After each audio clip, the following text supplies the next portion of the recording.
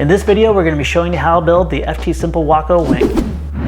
To start our process on the wing, let's go ahead and first pop out all the pieces. We're also going to need our hardware pack and 2 servos if you plan on making this a 4-channel airplane.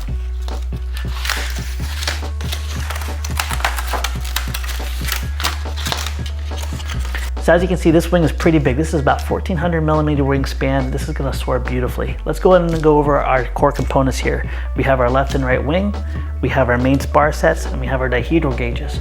Also to my right is going to be 2 servos I need and my hardware pack. The first thing we're going to do is we're going to go ahead and weed out the areas, and then we're going to do a double bevel on the leading edge. Let's go ahead and take all of our pieces for each wing, put them aside. We'll do one wing at a time. To carve out our cavities, all we're going to simply do is take our razor blade and lightly glide down through the score cut. Make sure you don't go through the paper on the other side, but if you do, don't worry, a little piece of tape can always repair it. And all we simply need to do is fold it over 180 degrees. And then with our fingernail, we can simply roll it out. If the foam fights you too much or it comes off in chunk, just cut your score cut just a little bit more.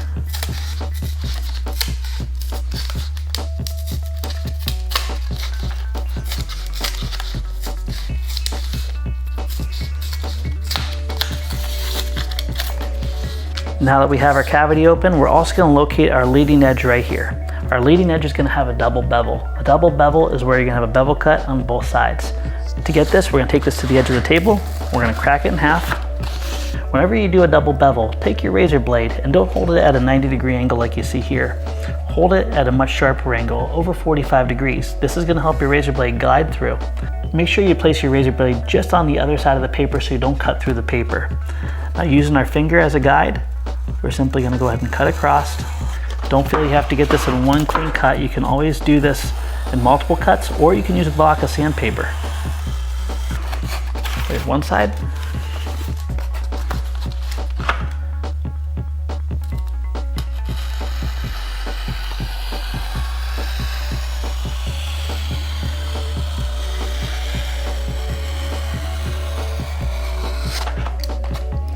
Here's the other side. Whenever you do a double bevel, make sure that you can raise your wing surface at least 90 degrees. If you can't raise 90 degrees, go back and continue to trim until you can get at least that 90-degree bend. That's going to give you a beautiful leading edge every time.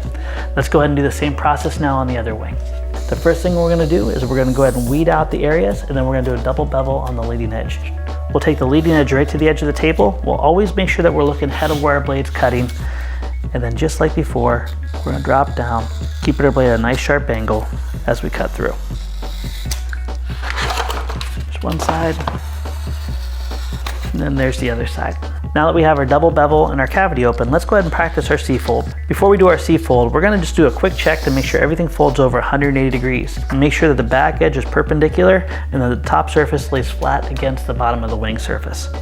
Once you're happy with that, we can take our hot glue gun, put a simple bead right down, right over the edge, and then I like to just put a thin ribbon of glue right on the paper.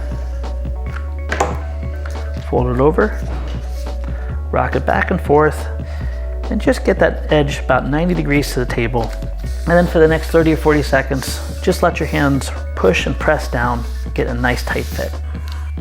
We're going to locate the 2 spars that we have. Notice that these spars are in different heights. Both spars will need to be folded in half and glued over. This is very similar to our simple soar that we did many, many years ago. We're going to fold over one. Once this is glued down, we're going to locate the 2 etch marks here that are indicating the spacer, and we're going to glue it in place. You don't need to put a lot of glue. I like to put a little bit of glue right in the middle, so that way it doesn't push out and hit our 2 wing creases. A little rocky motion back and forth. We're going to line it up between the 2 score cuts and our 2 etch lines right here. Once that's dried, we're going to do the same process on the other side. Fold our spar in half. Thin bead of glue right down the middle. Press it over. And I'm going to put most of my attention towards this very edge right here, making sure it's nice and flush. Bead of glue right down the middle and press it into place. Now that we have our 2 spars, we're going to take our 2 hands, we're going to put our thumbs down on the spars, and we're going to very gently lift up. And with these speed build kits, the score cupping should be just deep enough to give you the exact angle you need So when you fold this over and press it down into place, you have a perfect wing shape. To lock in that wing shape, we're going to take a thin bead of glue, and I'm just going to press it right on both creases that you see here.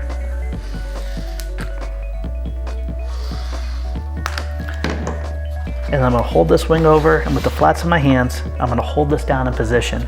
We're going to give this about 30 seconds to dry before we move on. This is going to hold the wing shape and give us a lot of strength that we need for our wing. There we are. Now you'll notice that our wing has a nice airfoiled shape to it, and it's much stronger.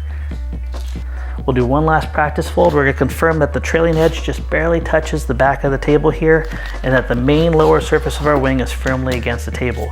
You don't want to bend the bottom of the surface up. You want to have that stay nice and flat as we hold this down. Make sure you don't push with your fingertips or you're going to dent the foam.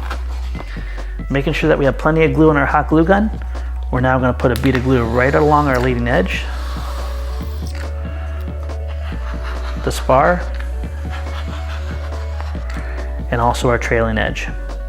We love using our FT 300 watt glue gun because it has a variable temperature. I like to set my temperature just below medium so it's nice and thick. It doesn't take a long time for the glue to cool, but it gives you plenty of time to work with it. Now that we have this, we're going to go ahead and hold this down. Give this at least a minute to a minute and a half before moving on to the next step. If you rush this, it may open up on the back end and change your airfoil just a little bit. All right, once the glue is fully dried, you're going to notice that we have a nice tight seam all the way on the back side here. This is exactly how you want this to look like before moving on to your next step. If it accidentally lifted up, you can put a little bit of hot glue in there, go back to your table and hold it down, but give yourself a longer time for the glue to cool because oftentimes it takes longer for the glue to dry to itself. While we have this flipped over, we're going to be putting the aileron option, so I'm just going to go ahead and take my razor blade. I'm going to fold down through here, and I'm also going to pop out this little servo cover. There we go. Hold on to this piece later because we're going to use it. Let's go ahead and put our left wing to the side now. We're going to do the same process on the right side. We'll do our practice C-fold. We'll always check our folds before we glue it down. We can take our hot glue gun, put a simple bead right over the edge, fold it over, rock it back and forth. After our C-fold, we'll do a quick test fold with our spars. Quick bead right down the middle here. Fold over, let it dry, and then we'll place it right over the edge markings for our spar. Bead right down the center is all you need. And then rock it back and forth before lining it up between the two score cuts and the edge marks. Same process on the other side. Fold it in half. Bead glue right down the middle. Press it down. Test fit it. And then glue it in place.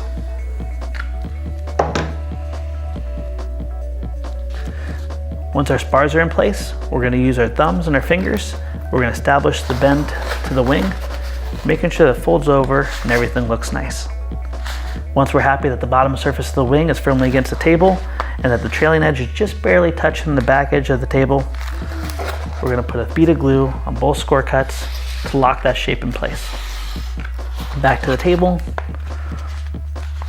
Make sure that the spar is flat against the bottom surface of the wing and that we're using our fingers and our thumbs to hold it flat against the table and the trailing edge down against the table. Once we've given about 45 seconds, you're going to notice again that we have our seam all glued together and we have our airfoil shape. Now we can go back and we can place a bead of glue right on the leading edge, the main spars, and also the trailing edge. Back down to the table like we've done before, and this time we're going to give it about 2 minutes to fully dry. Now that our wing surfaces are complete, we're going to go ahead and flip it over 180 degrees, revealing the bottom surface. We're going to line them up and tape it down.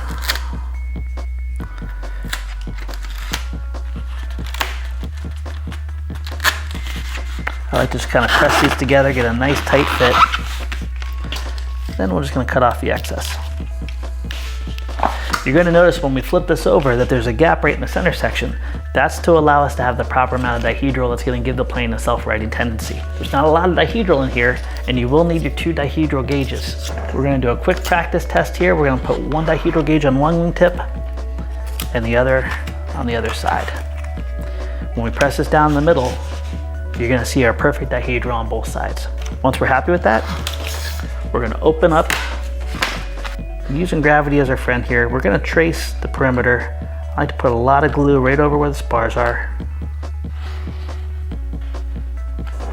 And in one clean motion, we're gonna open it back up, place it back on the table. You can even take a little piece of scrap foam and squeegee it smooth.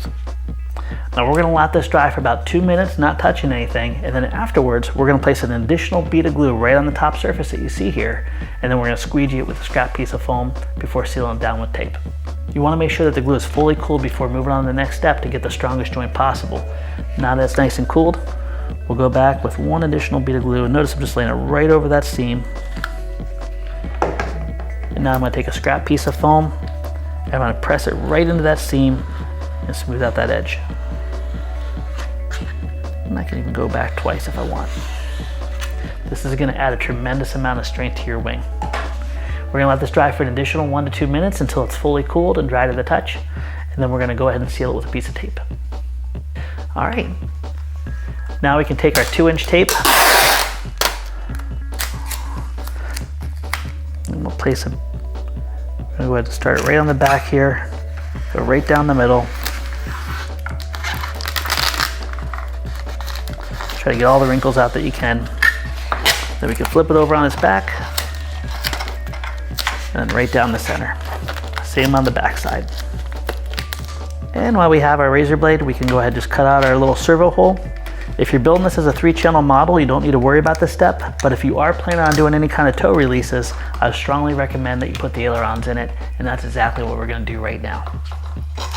All right, so we're really excited. This is actually our first official kit release with our premium small pack here. You're gonna notice that oftentimes these kits include a lot more than what you need for a basic kit.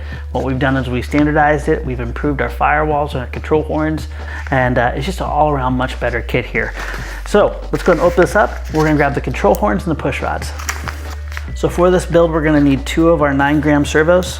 These are common in Power Pack Bs and Power Pack Cs. Now you're not gonna need to buy a Power Pack for this model. If you have extra servos laying around and specifically a BEC or a battery eliminator circuit, you're not gonna need any motor at all. Now before we install our servos, make sure that you have the control arms already mounted and that they've already been centered. If you guys don't know how to center your servos, there's gonna be a link down in the description below showing you exactly how to do that. Along with our servos, we're also gonna take 2 of our 30-centimeter extensions, and we're gonna plug them into each servo, making sure that we line our signal wire up with our signal wire. So we wanna see that the wire colors match. Orange or white is typically your signal wire, brown or black is typically your ground wire, and of course red is always in the middle. One thing I like to do is I like to always make sure that I tape my connections here, so as I'm pulling it through the wing, it doesn't accidentally release. Now that we have our extensions taped in, we're gonna slide this in towards the leading edge. We're gonna push this all the way through until it comes out the center section here. You can use a little piece of wire to snag that and pull that through, but typically all you need to do is just guide it in. You can reach down with your pliers and pull it on through. So this is where our little cover comes in handy. We're gonna go ahead and cut right along the score line, and then we're gonna put a little drop of glue and glue this as a plate on the bottom. Now we're gonna do a quick test fit. And if we did everything right, our servo should be nice and flush with the bottom surface of the wing. Now that we have our servo in place, let's go ahead and pull out one of our control horns. So right now, before we do anything, I'm gonna leave the back plate off. I'm gonna set this in place, just like you see here. Now I can take one of my push rods. I'm gonna go through the very top hole, slide it over, and without cutting the push rod through, I'm gonna see exactly where it lines up. The hole that I want to line up with is going to be the center hole of the servo arm. Once I see where that is, I'm going to go ahead and line that up with my fingernail, put my fingernail just on the one side closer to the hinge line. I can now grip this, bend the wire 90 degrees. I'm going to go down about 3 or 4 millimeters. I'm going to bend it vertically. Now that we've cut this, if we want to turn this into a standard Z-bend, as you can see here, we have a modified Z-bend. If we want to turn this into a standard Z-bend, all we need to do is grip this and then slowly rotate 90 degrees to make a Z-bend like that. Now we can guide our push rod through the center hole of the servo arm, rotate it 90 degrees, and then press this down. We want to make sure that our servo hasn't had to have the arm move forward or backwards and it's still centered up. Feel free anytime during this process, if you feel that it moved, just go ahead and recenter your servo or leave it plugged in so it always stays centered here. This looks really good. Now what we can do, we can pop this open. And I'm gonna take my razor blade and I'm gonna go ahead and go along the score cut at the very bottom here.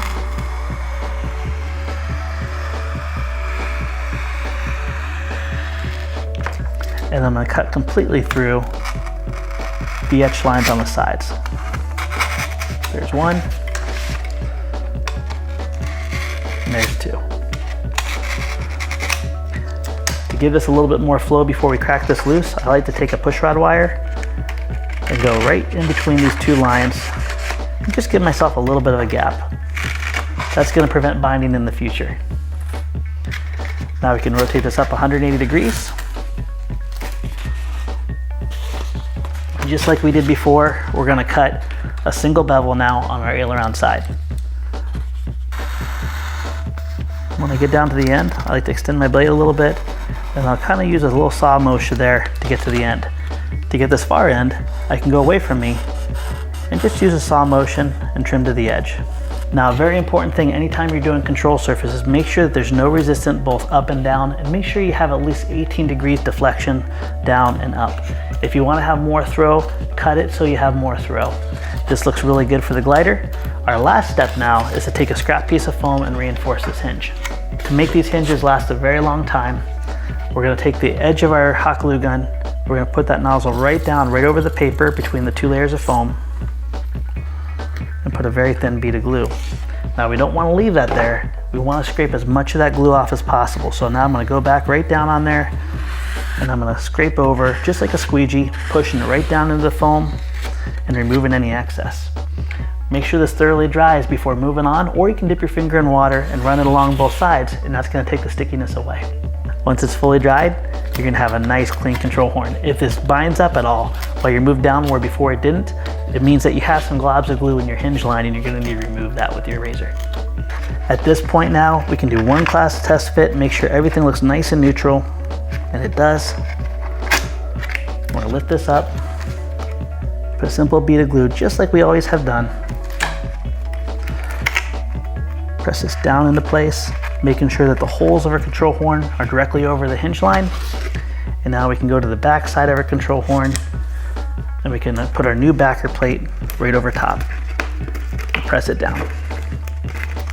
It's up to you if you want to take a pair of side cuts and cut this short or not. It's completely your call. Now that our control horn is in place, I'm just going to lift this up, put a bead of glue right down on that piece of foam that we glued in, then set our servo down in place and hold it there. You can rock the servo forward or backward a couple millimeters to get that alignment just perfect. And for that last little touch of durability, we can take a piece of 2-inch tape and go right over the servo. This is not only going to help us keep the servo in place, but it's also going to help us keep it waterproof. All right, that's one side. Let's repeat the exact same process now on the other side of the wing. Step 1, install a 30cm servo extension, making sure your signal wires match up, and then tape your connection. Route the wire along the leading edge of the wing, and use a pair of pliers to grab it from the center and pull your wire out.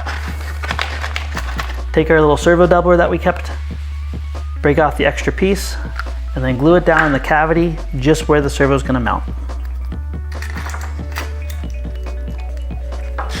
Place the servo temporarily in its cavity and temporarily mount your control horn. We're going to use the extra wire that we have from our first push rod, and we're going to bend a modified Z-bend. If you don't want to make another Z-bend, you can simply use one of the extra included push rods. We're going to install the push rod on the very top hole of our control horn. And with our servo centered, we're going to line it up with the center hole of our servo arm. Marking the location of where the wire needs to be bent, we're going to take our pliers, bend it 90 degrees to the inside of the wing. Then gripping it about 3 millimeters in, we're going to bend it vertical. We're going to cut off our excess wire about 1/4 inch from the edge. And then we're going to bend 90 degrees to finish off our Z-bend. Install our push rod in the middle hole of our servo arm, and then give it one last test fit. Confirm that your servo is still centered, and that the control horn holes line directly over your hinge line, and that your servo is flat up against the top surface of the wing. Once you're happy with that, pop your control horn out of the way and use a razor blade to cut down into the etch line along your hinge. On the left and right side of the aileron, cut all the way through.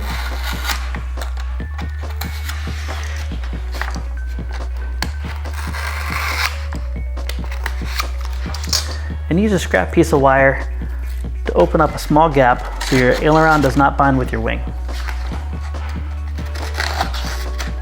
Open up your aileron 180 degrees and then cut a single bevel on the aileron side.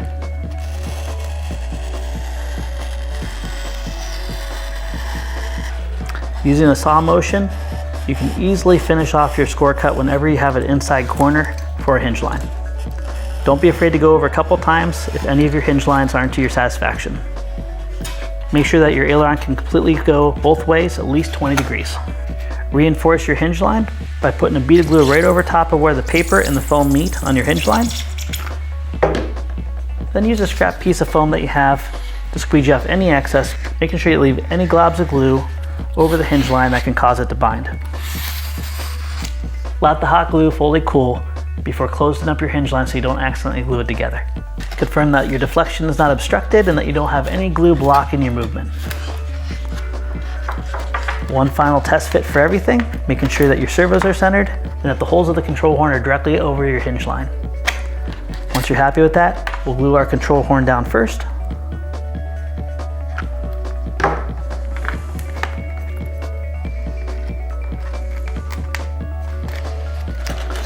And then press down our backing plate on the back side. Our last step is to glue down our servo with a simple bead of glue right on the back side.